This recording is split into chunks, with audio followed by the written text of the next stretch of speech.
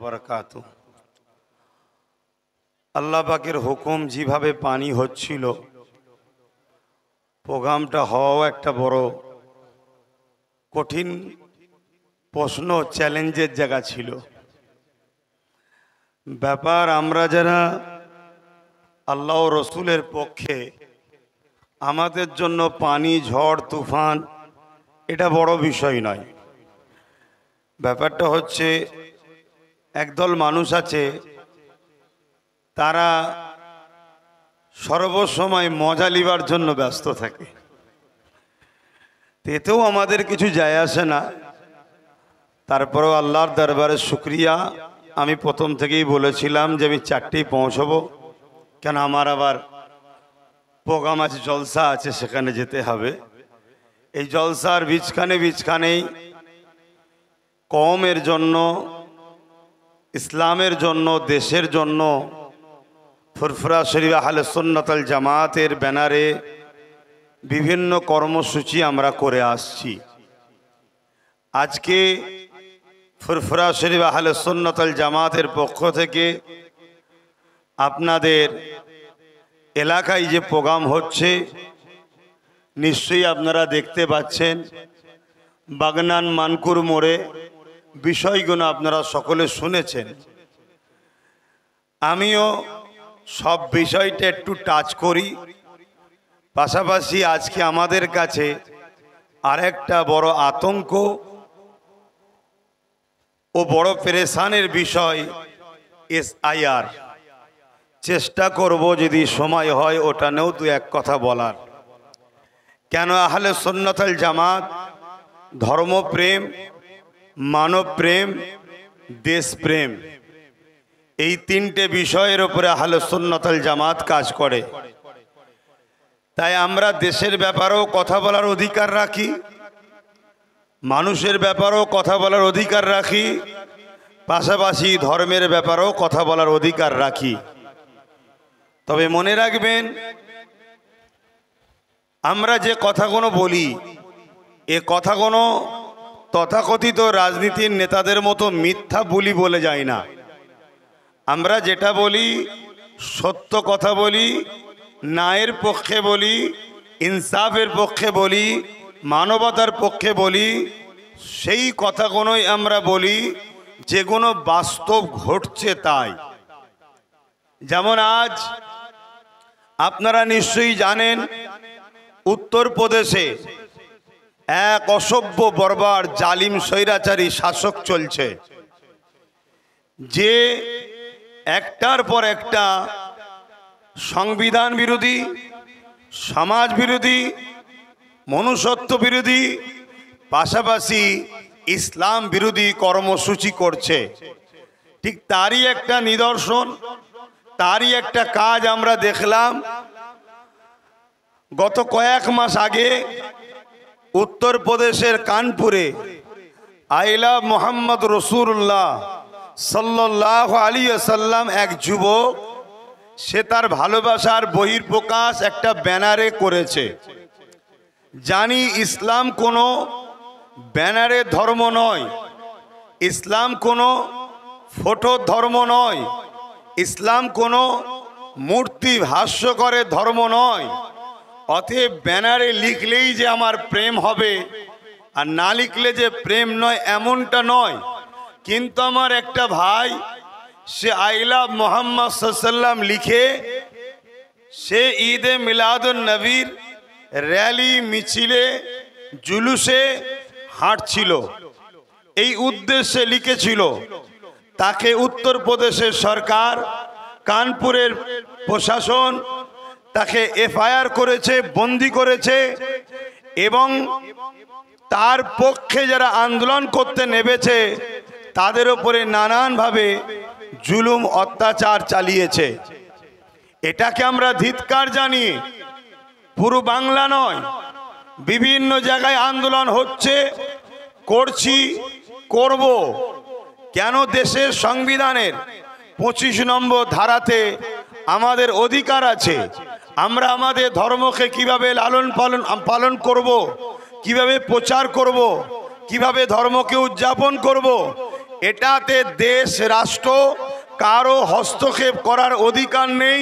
এ বিষয়ে সংবিধান আমাদেরকে রাইট দিয়েছে। তাহলে উত্তরপ্রদেশের সরকার তার প্রশাসনকে দিয়ে দেশের সংবিধানের 25 নম্বর ধারাকে লঙ্ঘন করেছে, পাশাপাশি আমাদের ধর্মীয় ভাবাবেগে আঘাত দিয়েছে। এর তীব্র প্রতিবাদ আগামী দিন আরো হওয়া দরকার আছে না নাই? আরো হবে। কিন্তু আমাদেরকে এখানে একটা কথা বুঝতে হবে যে আমি আমার পয়সায় ব্যানার তৈরি করে আমার রসুলকে ভালোবাসি বলার স্বাধীনতা আস্তে আস্তে হরণ হচ্ছে। এই অধিকারটা কেড়ে নিচ্ছে কারা? কাটছে যারা রাজ ক্ষমতার আসনে বসে আছে। তাহলে যখন রাজ ক্ষমতার জোরে আমার ধর্মীয় স্বাধীনতাকে, আমার সংবিধানের অধিকারকে খর্ব করা হয়, তখন তাদের বিরুদ্ধে লড়াই করার জন্যে শুধু মাঠ ভর্তি করে হাজার হাজার প্রোগ্রাম করলে হবে না। মাঠ ভর্তি করে এটাও মাথায় রাখতে হবে যে পাওয়ারে তারা আমাদের ঘরে ধর্মীয় অধিকার থেকে বঞ্চনা করছে, ধর্মীয় অধিকার হরণ করছে, সংবিধানের অধিকার কেড়ে নিচ্ছে। আমাদের ঘরও লোহা যেমন লোহা কাটে, তাদের প্রতিরোধ করার জন্য আমাদেরও ইমানদার, ন্যায়পরায়ণ, সংবিধান প্রেমিক, মানবতা প্রেমিক, স্বচ্ছ ভাবমূর্তিওয়ালা লিডার, নেতা বানাবার দরকার আছে না নাই? হাত তুলে সাক্ষী দেন আমার কথায় একমত আপনারা? একমত? যদি আজ আমাদের এই লিডার নেতা থাকতো তাহলে আজকে এর জবাব, ইটের জবাব পাথর দিয়ে দেওয়া যেত। এটা আমাদেরকে ভাবতে হবে, নচেত আগামী দিন আরো আঘাত হবে। নিশ্চয়ই আপনারা জানেন কেন্দ্র সরকার সংখ্যাগরিষ্ঠতার জোর দেখিয়ে ওয়াকফ কালা কানুন তৈরি করেছে। এই ওয়াকফ কালা কানুন, তাতে এমন কিছু নিয়ম ধারা তারা করতে চাইছে, সেই জায়গায় আস্তে আস্তে আমাদের মসজিদ, আমাদের মাদ্রাসা, আমাদের ঈদগাহ, আমাদের কবরস্থান, যেটা হাজার হাজার বছর ধরে আমাদের দান করা সম্পদ, যেটা আগামী দিন আমাদের থাকবে না, যেগুলো দখল করে আদানি আম্বানি বড় বড় কোম্পানির হাতে তুলে দেওয়া হবে, তারা সেখানে মসজিদ মাদ্রাসাকে বুলডোজার দিয়ে ভেঙে, কবরস্থানকে প্লেন করে, খানকাকে প্লেন করে, এমন করে ঈদগাহকে ভেঙে সেখানে বড় বড় শপিং মল, বড় বড় বার, বড় বড় সিনেমা হল, তাদের ইনকামের জায়গা তৈরি করবে। আমি জানতে চাইছি এটা কি আমার ধর্মের ওপরে আঘাত নয়? তাহলে আজকে একজন ভারতবর্ষে দেশ আমাকে ধর্মীয় স্বাধীনতা দিয়েছে, এই দেশকে স্বাধীন আমরা সবাই মিলে করেছি। সেই দেশে ৭৯ বছর পরে কোন কেন্দ্রে সরকার আসবে, সে জোর করে আমাদের ধর্মীয় অধিকারকে, আমাদের মসজিদকে, আমাদের মাদ্রাসাকে, আমাদের খানকা কবরস্থানকে মিটিয়ে দিতে চাইবে। আর আমরা যদি এখনো না জাগি, না ভাবি, দুনিয়া তো আমাদের বরবাদ হবেই হবে। কিয়ামতের দিন আল্লাহর কাছেও জবাব এর দিতে হবে না? হবে না? আওয়াজ দিয়ে বলুন, দিতে হবে না? হবে না? তাই আপনাদেরকে জাগাচ্ছি, আপনারা জাগুন। কেন্দ্র সরকারের বিরুদ্ধে সে যেমন আইন করেছে, সুপ্রিম কোর্টে আইনি লড়াইও চলছে, আইনি লড়াই চলবে। তবে এখানে বলে দিই, মুসলমান যাদেরকে মাসিহা মনে করছেন, তারা আপনাদের হয়ে লড়াই করছে না, সেই লড়াই করছে যাকে মুসলমানের একদল গালি দেয়, সেই নবী বংশের আওলাদ নওশাদ সিদ্দিকী আজকে সুপ্রিম কোর্টে গিয়ে কেস করছে। সে আপনার আমার ওয়াকফ মসজিদ মাদ্রাসাকে বাঁচাবার জন্য লড়াই করছে, বিজেপির বিরুদ্ধে লড়াই করে কেস করছে, সুপ্রিম কোর্টে আজকে সে মামলা চালাচ্ছে। আমাদের মানবতা বলে তার সাথ দিয়ে, তার জন্য দোয়া করে তাকে আরো শক্তিশালী করে তোলা, যাতে আগামী দিন এই বিজেপি নামক অপদার্থ আমাদের ওপরে যখন নতুন কোন আইন কানুন করার চেষ্টা করবে, তখন আমরা যাতে এই সকল ব্যক্তিদের দ্বারা সুরক্ষিত থাকতে পারি, এটা আমাদের ভাবা দরকার আছে না নাই? হ্যাঁ, আমি একজন ধর্ম প্রচারক, আমি আহলে সুন্নাত ওয়াল জামাত একটা ধর্মীয় সংগঠন চালাই, আমি জলসা মাহফিল করি, আপনি ইমাম, আপনি মৌলানা, আপনি মুফতি, আপনি বক্তা, ঠিক আছে আপনার জায়গায় আপনি থাকুন, কিন্তু আপনার মানবতা কে বলছে যে আপনার মসজিদকে বাঁচাবার জন্য লড়ছে তার পাশে সাথ দেওয়া দরকার? না যে বলবে মসজিদের পক্ষে কেউ দাঁড়ালে আমি তার সব থেকে বড় দুশ্মন হব, তার সাথ দেওয়া দরকার? এটা মুসলিম সমাজের ভাবা দরকার আছে না নাই? এই জন্য আপনাদেরকে বুঝতে হবে, খুব ভালো করে বুঝুন, আইনটা যারা করছে তারা কোন ক্ষমতায় করছে। এক তো সংবিধান বিরোধী, আবার ভারতবর্ষের দ্বিতীয় বৃহত্তম যে সম্প্রদায় মুসলমান, সেই মুসলিম সমাজের ধর্মীয় ভাবাবেগ মসজিদ, মাদ্রাসা, কবরস্থানের উপরে ডাইরেক্ট হস্তক্ষেপ করছে। কোন পাওয়ারে? রাজ পাওয়ারে। অতএব এই পাওয়ারকে রুখতে গেলে আমাদেরকেও রাজ পাওয়ারের কথা ভাবা দরকার আছে না নাই? এটা যখনই ভাবাই, এটা যখনই বুঝাই, আমার কওমের ঘরে কিছু ছেলে আছে, আমার সমাজের কিছু ভাই আছে যারা লেবাসে সুরাতে বাহ্যিক মুসলমান, কিন্তু তারা ভেতরে ভেতরে অনেক আগে ধর্ম ত্যাগ করে ইসলাম থেকে বেরিয়ে চলে গেছে। কিন্তু তাদেরকে এই যারা ইসলাম মিটাতে চায়, এরা বলেছে তোরা মুসলমান থেকেই থাক, তোরা নামাজ পড়, মসজিদে যা, মুসলমানদের সাথেই থাক, কিন্তু তোদেরকে আমরা পিছন থেকে প্রশাসনিক সহযোগিতা করব, আর্থিক সহযোগিতা করব, সব পাওয়ার দেবো, তোদেরকে ক্ষমতায় সারিতে রাখবো, তোরা মুসলমানকে শুধু কন্ট্রোল করে রাখবি যাতে মুসলমান কি বলে ক্ষমতাশালী না হয়, মুসলমান যাতে নিজের লিডার না বানিয়ে ফেলে, মুসলমান যাতে এক না হয়ে যায়, এটা তোরা করবি। এরা সময় আসতে বাকি, দেখবেন সব ঝুপঝাপ করে লাভ মেরে ইসলাম ছেড়ে বেরিয়ে চলে যাবে, তখন আমাদের কি দশা হবে? আমি এটা গল্প বলছি না। এই স্টেজটা করেছে এমন এক জায়গায়, এটা ভুল স্টেজ করেছে। আমি এই সূর্যের তাপে এই দিকে তাকাতেই পাচ্ছি না। কথা বুঝে আসছে? একটুখানি এরম লম্বা লম্বা করতে হয়, নাই একটু কেরাচে করতে হয়, যাই হোক। তো ভাই আপনাদের অসুবিধা হচ্ছে নাকি? আজকের এই লড়াইটা কিসের? এখানে কোনো রাজনীতির মিটিং এটা নয়, কিন্তু বড় দুঃখের বিষয় রাজনীতির বিরুদ্ধে আমাদেরকে বলতে বাধ্য হচ্ছি। কেন? রাজনেতারা তারা লোকেদের রুজি রুটি, চাকরি, কারবার, পড়াশোনার কথা ছেড়ে দিয়ে তারা ক্ষমতার জোরে আমার ইসলামকে মিটাতে চাইছে, তারা ক্ষমতার জোরে আমার মসজিদকে মিটাতে চাইছে, ক্ষমতার জোরে আমার কবরস্থানকে মিটাতে চাইছে, ক্ষমতার জোরে আমার আল্লাহর শানে গুস্তাখি করছে।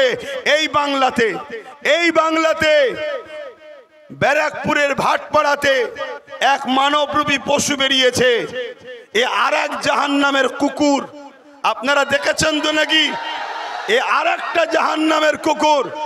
ও বলছে কি ইসলামে নাকি রেপ করা কোনো পাপের বিষয় নয়, ইসলাম নাকি রেপ করাকে খারাপ বলেনি। বলুন, আপনি পাপী, আমি পাপী, আমি ইসলাম ঠিকভাবে মেনে চলতে পারিনি, আপনি মেনে চলতে পারেননি, এটা আমাদের ভুল। কিন্তু আমার ধর্মের ওপরে এত বড় মিথ্যা কেউ ইলজাম দেবে, এটা কি মেনে নেওয়া যায়? বলুন আপনাদের বিবেকে, যে ইসলাম নারীদেরকে জ্যান্ত পুঁতে দেওয়া হচ্ছিল, ইসলাম নারীদেরকে বাঁচার অধিকার দিয়েছে, ইসলাম নারীদের পায়ের তলায় আল্লাহর জান্নাত দিয়েছে। আল জান্নাতু তাহতা আকদামুল উম্মাহাত, প্রত্যেকটা মায়ের পায়ের তলায় জান্নাত। মা হলো নারীর জাত। আজকে সেই ইসলাম, যে ইসলাম বলেছে রেপ তো দূরের কথা, কেউ যদি ধর্ষণ করে, এই কেউ যদি জেনা করে, রেপ মানে জেনা করে, তারপরও তাকে গলা পর্যন্ত পুঁতে পাথর নিক্ষেপ করার কথা আছে। তাহলে সেই ইসলামে কি রেপ করা ভালো কাজ? জোরে বলেন। তাহলে আজকে এত বড় আঘাত দেওয়া হলো, তথাকথিত মুসলিম নেতাগুলো কোথায়? তথাকথিত মুসলিম রাজনীতির নেতাগুলো কোথায়?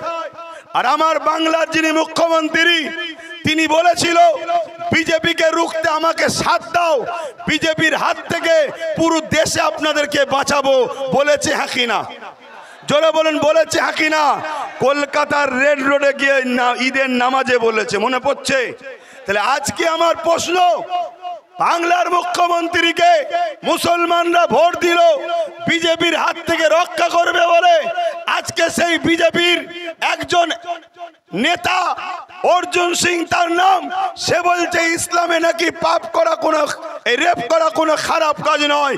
তার বিরুদ্ধে হাজার হাজার কেস হলো পশ্চিম বাংলা সরকারের, এবং মমতা পুলিশ মন্ত্রী হবার পরও এখনো অর্জুন সিং অ্যারেস্ট হচ্ছে না কেন? এ বিষয়ে প্রশ্ন করার দরকার আছে না নাই? আছে না নাই? এই প্রশ্ন করাতে কোন টিএমসির যদি মুসলিম নামদারি নেতা সে যদি বলে আব্বাস সিদ্দিকী ভুল বলছে, আমি তার বিষয়ে দুটো কথা বলবো, হয় ওর গুড়াই গন্ডগোল আছে, আর নয় মুসলিম ঘরে জন্ম হয়ে এখন বেঈমান হয়ে গেছে। এ কথাটা কি বলা ভুল হলো? কেন তুই যদি ইসলামেরই হোস, তোর হাতে তো পাওয়ার আছে, তোর তো উচিত মমতাকে চিঠি করা যে আমি আপনার দলের একজন সক্রিয় কর্মী, আমি আপনার দলের একজন নেতা, আমি আপনার দলের জন্য লড়ছি, আপনার দলের জন্য মারপিট করছি, আপনার দলের জন্য মুসলিম ভাইকে কেস দিচ্ছি, আপনার দলের জন্য মুসলমানদেরকে মারছি, সব করছি। আজকে অর্জুন সিং যে যার বিরুদ্ধে টিএমসি বলছে আমি বিজেপির বিরুদ্ধে, তাহলে এই যে সুযোগ, সংবিধান বিরোধী একটা কথা বলেছে, ইসলাম বিরোধী একটা কথা বলেছে, সমাজে দাঙ্গা শুরু হবে, এত যখন কেস করেছে ওকে জেলে ভরে রেখে দেওয়ার সুযোগ, ওকে জেলে ভরা দরকার আছে না নাই? কিন্তু ভরছে কি? জোরে বলুন। ভরছে না। ভরবে কাকে? নিরীহ গরিব মানুষদের ঘরে, দুর্বল অসহায়দের ঘরে। আজকে বলুন, আমি আপনি পাপী গুনাহগার মানছি, কিন্তু ইসলামকে কেউ মিটিয়ে দেবে আমরা মেনে নিতে পারবো? আওয়াজ চাইছি, মেনে নিতে পারবো? হাত তুলে সাক্ষী দেন, মেনে নিতে পারবো? হাতটা তুলে রাখেন, মেনে নিতে পারবো? একে অপরের পাশে দেখুন কেউ হাত তুলতে বাকি আছে কিনা, কেন আমাদের মধ্যেও কোনো মুনাফেক আছে কিনা দেখা দরকার আছে। কেউ মেনে নিতে পারবো? মেনে নিতে পারবো?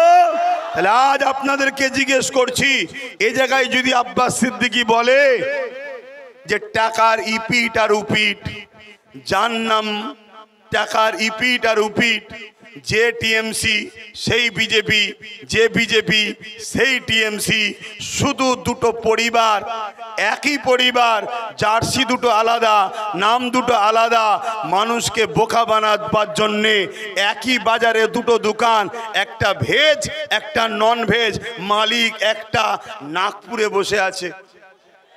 অতএব যে খদ্দের ভেজ খায় ভেজের দোকানে যাবে, ইনকাম যা হবে নাগপুরে যাবে। যে লোক নন ভেজ খায় সে নন ভেজের দোকানে যাবে, নন ভেজ নেবে, কিন্তু ইনকাম সন্ধ্যের পরে মালিকের কাছে যাবে। অতএব অন্য রাজ্যে বিজেপি যা করছে আমার রাজ্যে টিএমসি তাই করছে। অন্য রাজ্যে বিজেপি শাসিত রাজ্যে থানার মধ্যে পুলিশ দিয়ে মুসলিম যুবকদের পিটিয়ে মারা হচ্ছে। আমার রাজ্যে বারাইপুরেতে একদিনেতে দুটো মুসলিম ছেলেকে থানার মধ্যে পুলিশ দিয়ে পিটিয়ে মারা হয়েছে। অন্য রাজ্যে মব লিঞ্চিংয়ের নামে মুসলমান পিটানো হয়, আমার রাজ্যে বাঁকুড়াতে গোরক্ষকের নামে মব লিঞ্চিংয়ের নামে তাদের পিটিয়ে মারা হয়। আমার কলকাতায় রিকশাওয়ালা গরিব মুসলমান, তাকে মব লিঞ্চিং করে পিটানো হয়। অন্য রাজ্যে হিজাব বোরখা পরার জন্য তাকে বেউজ্জুদি করা হয়। আমার রাজ্যে হিজাব পরে স্কুলে যাওয়ার জন্য সেই ছাত্রীকে স্কুল থেকে বার করা হয়। অন্য রাজ্যে বোল্ডুজার দিয়ে মসজিদ মাদ্রাসা ভাঙা হয়, আমার রাজ্যে বোল্ডুজার দিয়ে দুর্গাপুরে মাদ্রাসা ভাঙা হয়। অন্য রাজ্যে যা হচ্ছে আমার রাজ্যে তাই হচ্ছে। অন্য রাজ্যে বিজেপি অমুসলিমকে দিয়ে মুসলমানকে মারছে, আমার রাজ্যে টিএমসি মুনাফেক মুসলমানদের দিয়ে মোমেন মুসলমানকে মারছে। এতে আপনারা একমত না আলাদা? হাত তুলে বলেন, একমত না আলাদা? একমত না আলাদা? আব্বাস সিদ্দিকী যে কথাগুলো বলছে সত্য না মিথ্যা? সাক্ষী দেন, সত্য না মিথ্যা?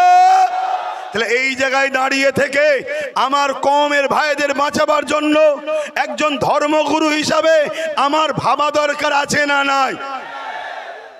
আমি একজন ধর্মগুরু হিসাবে আমার কওমকে সজাগ করার জাগাবার দরকার আছে না নাই? এই জন্য আহলে সুন্নাত ওয়াল জামাত বিভিন্ন জায়গায় কাজ করছে, বিভিন্ন জায়গায় প্রচার করছে, জাগো আমার জাতি, জাগো আমার কওম, ভাবো বোঝো। আগে দেখেছিলাম মুখ আলাদা, এখন দেখছি মুখ আলাদা। আজ আমরা বড় দুঃখ লাগে, এই বাংলার বুকে আমার রাজ্য সরকার কি বলছে, রাস্তার পথচারী কুকুরের বাচ্চাকে মিড ডে মিল দেওয়া হবে। মুসলমানের বাচ্চা মাদ্রাসায় পড়ে, ওদেরকে মিড ডে মিল দেওয়া হবে না। শুনেছেন আপনারা? কথা বলুন, আমার সাথে একমত তো নাকি?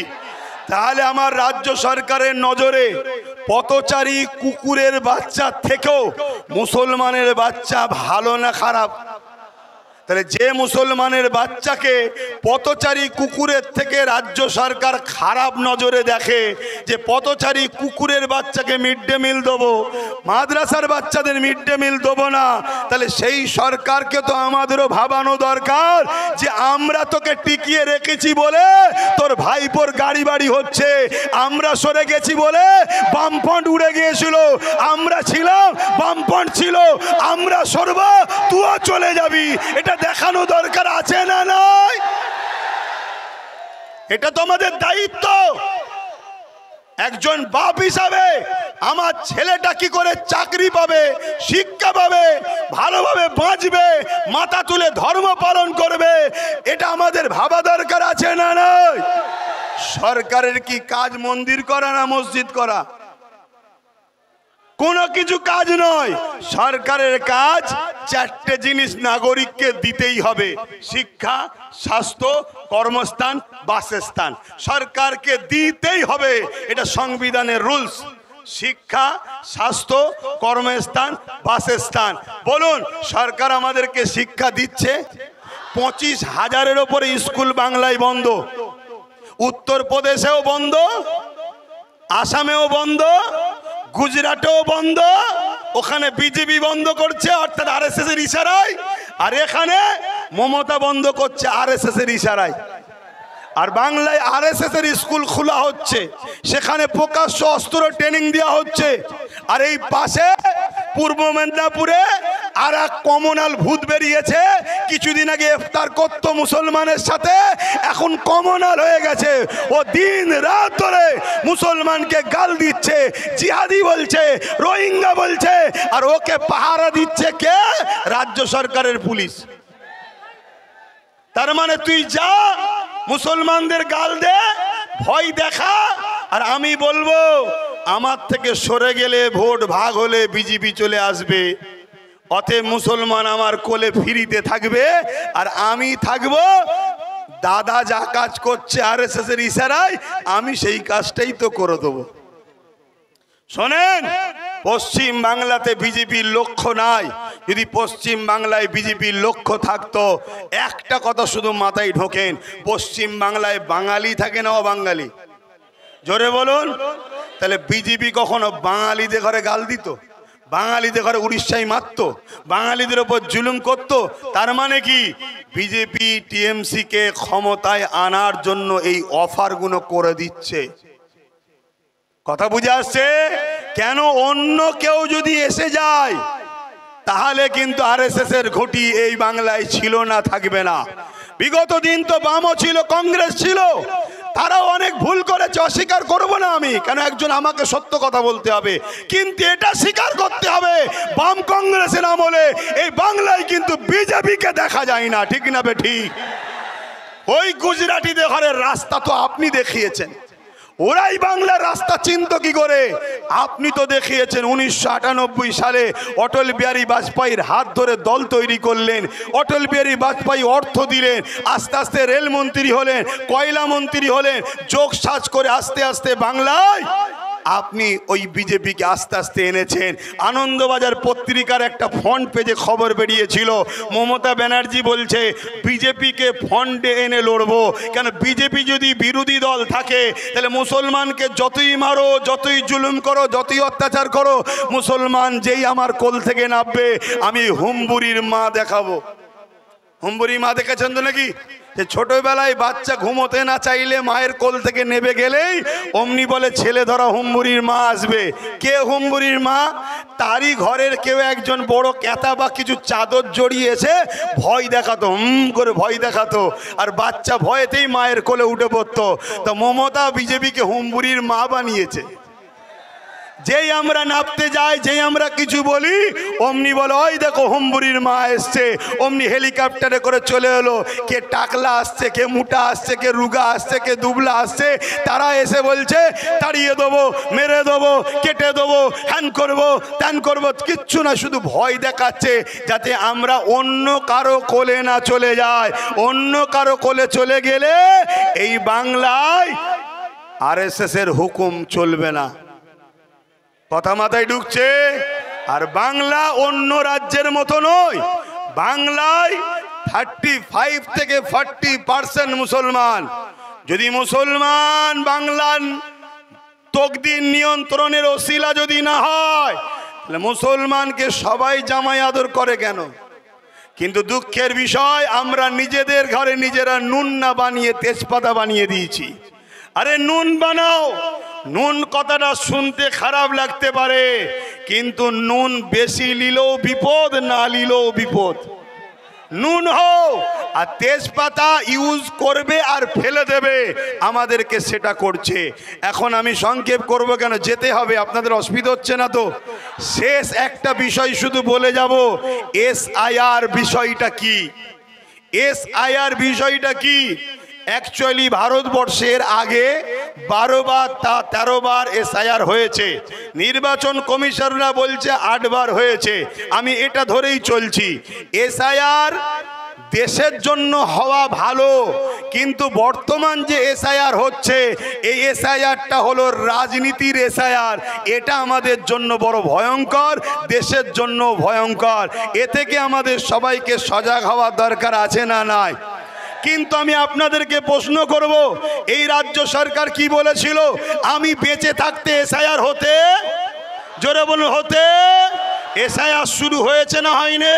তাহলে রাজ্য সরকার আজকে বলুক সে বেঁচে আছে না মরে গেছে? তাহলে আজকে SIR হলো কেন, এই কৈফিয়ত দেওয়া দরকার আছে না নাই? অথচ আমার ভারতবর্ষে অনেক রাজ্যে তারা তাদের বিধানসভাতে বিল পাস করে SIR কে তাদের রাজ্যে রুখে দিয়েছে।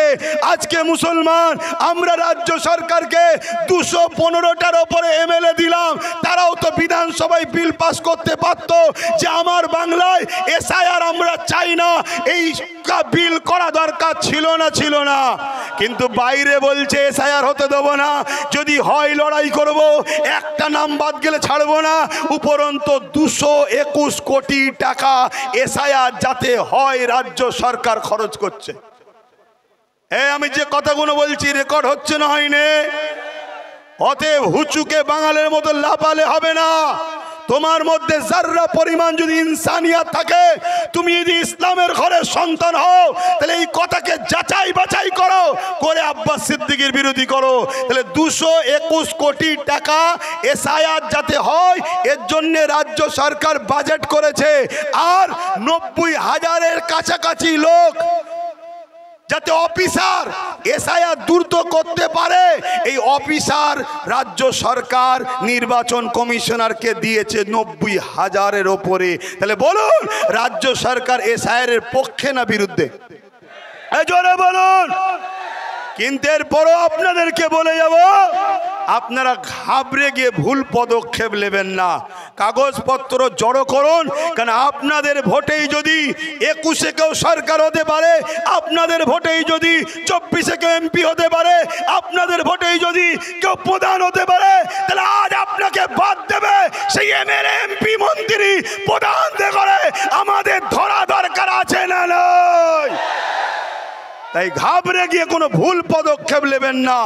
কাগজ জোগাড় করুন। আর নামের একটু একটু ভুলের জন্য অনেকে টেনশন করছে, খবরদার টেনশন করবেন না। বিশ্বাস যদি রাখেন, তাহলে একটা কথা বলবো, চোখ কান খুলে রাখুন, কাগজ তৈরি রাখুন, নিজের জমি জায়গা পরিচয়পত্র যা আছে রেডি রাখুন। এতটুকু মনে রাখবেন, এই দেশ মোদি অমিত শাহ কারো বাবাকালী সম্পত্তি নয়। যদি কারোর ওপরে জুলুম হয়, আমরা পাবলিক যারা দেশকে বিজয় করেছি, আমাদের পূর্বপুরুষদের অবদান আছে, আমরা সংগঠিত ঐক্য হয়ে রাজনীতির বাইরে গিয়ে জনগণ ভারতবাসী এক হয়ে যেভাবে ব্রিটিশদের বিরুদ্ধে লড়াই হয়েছে, আবার লড়াই আমরা করব। রাজি আছেন? যদি রাজি থাকেন উঠে দাঁড়ান, রাজি থাকেন উঠে দাঁড়ান, রাজি থাকেন উঠে দাঁড়ান। কিন্তু মনে রাখবেন, একটা লোক যদি জুলুম হয়, এর জন্য বিজেপি যেমন দোষী, রাজ্য সরকারও দোষী। কেন তুমি 90,000 অফিসার দিলে? কেন তুমি 2,221 কোটি টাকা এসআইআর এর জন্য খরচ করছো? তাই বিজেপিও দোষী, রাজ্য সরকারও দোষী। আমার এই কথাতে কারা একমত একটু হাত তুলে সাক্ষী দেবেন। একমত আপনারা? একমত আপনারা? একমত আপনারা? তাহলে কতবার আন্দোলন করবেন? আন্দোলনের পাশাপাশি নিজেদের বাচ্চার ভবিষ্যতের জন্য মজবুত খুঁটি তৈরি করা দরকার আছে না নাই? রাস্তা দিয়ে যাচ্ছেন, একটা কথা শুনে যান। রাস্তা দিয়ে যাচ্ছেন, কুকুর ঘেউ ঘেউ করছে, শুনছেন তো? যদি হাতে একটা লাঠি থাকে, ঘেউ ঘেউ করবে? জোরে বলেন। খালি হাতে আছি বলে এতিম বাচ্চাকে সবাই যেমন লুটে যায়, আমাদের কেউ নেই বলে যে যা খুশি করে যাচ্ছে। সবে একটা লাঠি হয়েছে, এরকম যদি গোটা 30-40 লাঠি থাকে, তাহলে লড়াইটা বাড়বে না কমবে? জোরে বলেন, বাড়বে না কমবে? আরেকটা শেষ উদাহরণ দিচ্ছি, খুব ভালো করে শুনবেন। ধৈর্য আছে? 2 মিনিট ধৈর্য আছে? হাত তুলে বলুন শুনতে চান? শুনতে চান? মন দিয়ে শোনেন, মা বোনেরাও শুনবেন। 1000 টাকায় বাচ্চার ভবিষ্যৎ বিক্রি করে দিয়েছেন মায়েরা। চাকরি বাকরি শিক্ষা পড়াশোনা শেষ। ভুল করেছেন মা, সময় এখনো আছে, যদি মনে হয় পরিবর্তন হন। শোনেন মন দিয়ে। একটা কুকুর একটা খরগোশকে তাড়া করেছে। খরগোশ ছুটছে, কুকুরও ছুটছে, খরগোশ ছুটছে, কুকুরও ছুটছে। লাস্টে কুকুর হাঁপিয়ে গেছে। হাঁপিয়ে গিয়ে খরগোশকে বলছে, খরগোশ তোকে খাবো না, কিন্তু তোর সাথে একটা কথা আছে। কি কথা? বলছে, আমার ঠ্যাং এত বড় বড়, তোর ঠ্যাং এত ছোট ছোট, তারপরেও তোকে ধরতে পারিনি, কি ব্যাপার বল দেখি। খরগোশ বলছে, মন দিয়ে শুনবেন, খরগোশ বলছে, আমি ছুটি নিজের বাঁচার জন্যে, আর তুই ছুটিস মালিকেরকে খুশি করার জন্য। তুই ছুটিস মালিককে খুশি করার জন্য, আর আমি ছুটি নিজে বাঁচার জন্যে। আপনাদের বলবো, ছোট পা হতে পারে, ছোট দল হতে পারে, নিজের জন্য ছুটুন। যদি নিজের জন্য ছুটতে নাও পারেন, বড় পাওয়ালা কুকুরের মতো ছুটে লাভ নাই। সারা জীবন ছুটো ধরতে পারবেন না আপনি কাউকে। অতএব নিজের পায়ে দাঁড়ান, নিজের কথা ভাবুন। মনে রাখবেন, লোহা না হলে লোহা কাটা যায় না, মুফতি না হলে মুফতির বিরুদ্ধে ফতোয়া দেওয়া যায় না, পীর না হলে পীরের বিরুদ্ধে কথা বলা যায় না, আম সমাজ খাবে না। তাই আপনাদেরকে বলবো, কতবার আন্দোলন করবেন?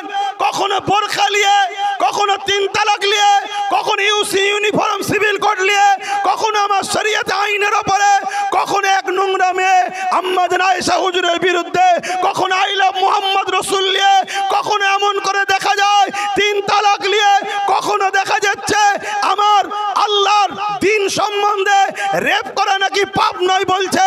আবার তোমার হাওড়া জেলার আমতার বিধায়ক নির্মল মাঝি মমতাকে বলছে আমাদের আল্লাহ। আর কত সহ্য করবে? এই সব কিছুর পিছনে একটাই কারণ, আমাদের হাতে ক্ষমতা নয়, আমাদের হাতে লাঠি নয়। তাই এরা ঘেউ ঘেউ করে যা খুশি বলে যাচ্ছে। অতএব নিজেদের পাওয়ার তৈরি করা দরকার আছে না নাই? আছে না নাই? আহলে সুন্নাত ওয়াল জামাত মনে করে, আমরা দেশকে বাঁচাবার স্বার্থে, জাতিকে বাঁচাবার স্বার্থে, সর্বধর্মের মানুষের বাঁচাবার স্বার্থে আমরা ইনসাফ পরায়ণ, ন্যায় পরায়ণ, মানব প্রেমিক, সংবিধান প্রেমিক এমন লোকের পাশে আমরা দাঁড়াবো, এবং তার সাথে দাঁড়াবো যে আমাদেরকে পার্টিসিপেট করবে, ভাগ দেবে। আমি একটা কথা বলেছিলাম, আপনাদের কাছে এসেছে কি জানি না, যে আব্বাস সিদ্দিকী বলেছে টিএমসি কে ভোট দিয়া নাকি হারাম।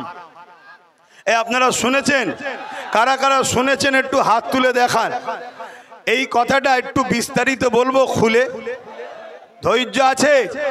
অ্যাকচুয়ালি বলেছিলাম কি জানেন, আল্লাহ রসুল হাদিস পাকের মধ্যে বলেছে, উলামা ভাইরাও আছে, অন্যায় দেখলে হাত দিয়ে রোখো, অন্যায় দেখলে হাত দিয়ে রোখো।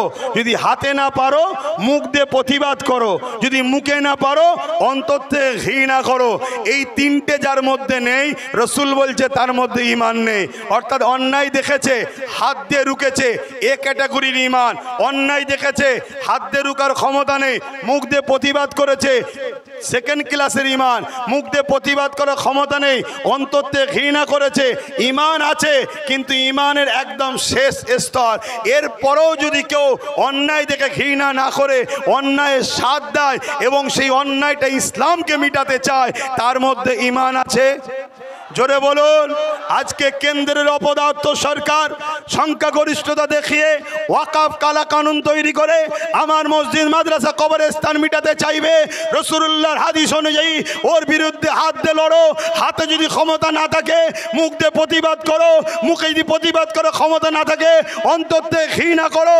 কিন্তু একটা মুসলমানের ঘরের ছেলে, সে দাবি করে আমি ইসলামের ঘরের ছেলে, ওর বিরুদ্ধে হাত দিয়ে লড়লো না, মুখে প্রতিবাদ করলো না, অন্তর থেকে ঘৃণা করলো না, উপরন্তকে ভোট দিল, দিয়ে বিজেপিকে সাপোর্ট করলো, শক্তিশালী করলো, তাহলে কি তার মধ্যে ঈমান থাকতে পারে?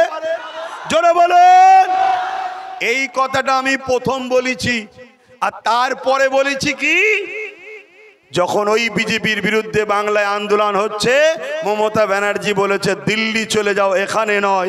যদি কেউ আন্দোলন করো তাহলে আমি সব থেকে বড় দুশ্মন হব। ঠিক ব্যাপারটা কেমন জানেন? বিজেপি মসজিদ ভাঙছে আর আমি বলছি ভাঙা যাবে না, আর মমতা বলছে একে রুখতে যাওয়া যাবে না, রুখলে সব থেকে বড় দুশ্মন আমার হব। তাহলে মমতা কি মসজিদের বন্ধু না দুশ্মন? তাহলে অন্যায় দেখলে হাত দিয়ে রুখতে হবে না, হবে না? মুখ দিয়ে প্রতিবাদ করতে হবে না, হবে না? অন্তর থেকে ঘৃণা করতে হবে না, হবে না? তা না করে যদি কোনো মুসলমান এই মমতাকে ভোট দেয়, তার ঈমান থাকতে পারে না। চলে আসে একটা শেষ কথা বলি, কোরআন মিটে যাবে, আমার উন্নতি মিটবে না, এই কথাটা বা এই আকীদাটা ন্যায় না অন্যায়? এবারে বলো, এই আকীদাটা কেউ বললো তুমি তার হাত দিয়ে রুকা দরকার আছে না নাই? যদি হাত দিয়ে রুখতে না পারো মুখ দিয়ে প্রতিবাদ, তাও যদি না পারো অন্তর থেকে ঘৃণা, তা না করে কোরআন যে মিটে যাবার কথা বলে, তুমি তাকে যদি সাপোর্ট করো, ভোট দাও, তোমার ঈমান আছে? সাপোর্ট মানে কি? ভোট মানে কি? তাকে অ্যাকসেপ্ট করলাম, অর্থাৎ যে কোরআন মিটে যাবে তাকে অ্যাকসেপ্ট করেছি। যে কোরআন মিটাতে চায় তাকে অ্যাকসেপ্ট করলে ঈমান থাকে না। এটা আব্বাস সিদ্দিকী বলেছে। বলার পরে এটাও বলেছি, যদি মমতা চায় যে আমার ভুল হয়ে গেছে ভাই, এগুলো বলা আমার উচিত হয়নি, আমি অ্যাকচুয়ালি কোরআনের বিষয়ে বলতে গেছিলাম এক, হয়ে গেছে এক, আমি বলতে গিয়েছিলাম যে দিল্লি যাও, এটা আমার বলা উচিত হয়নি, তোমরা বাংলায় আন্দোলন করো, রাস্তাঘাট জাম করো না।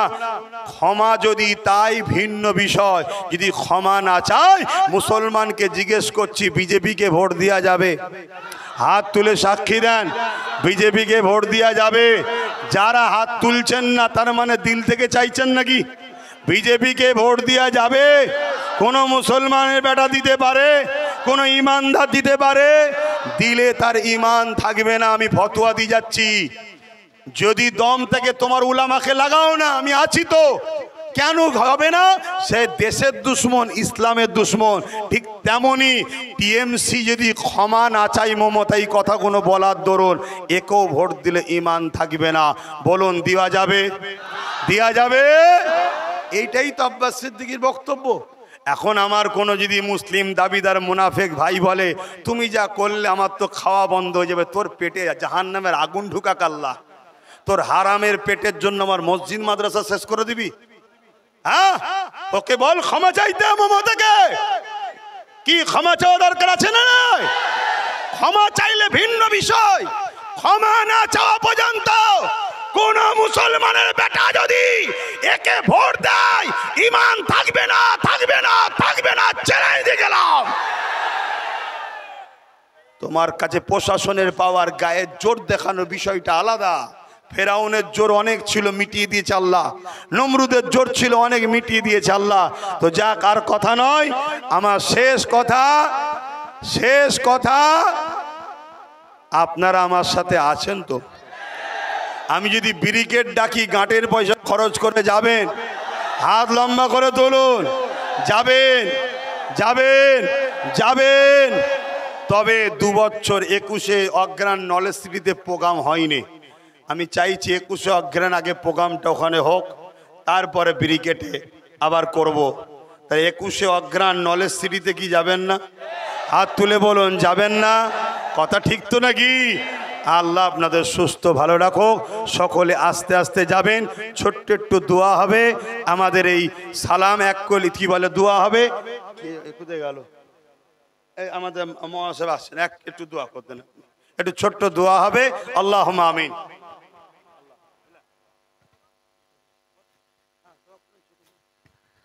ربنا ظلمنا أنفسنا وإن لم تغفر لنا وترحمنا لنكونن من الخاسرين।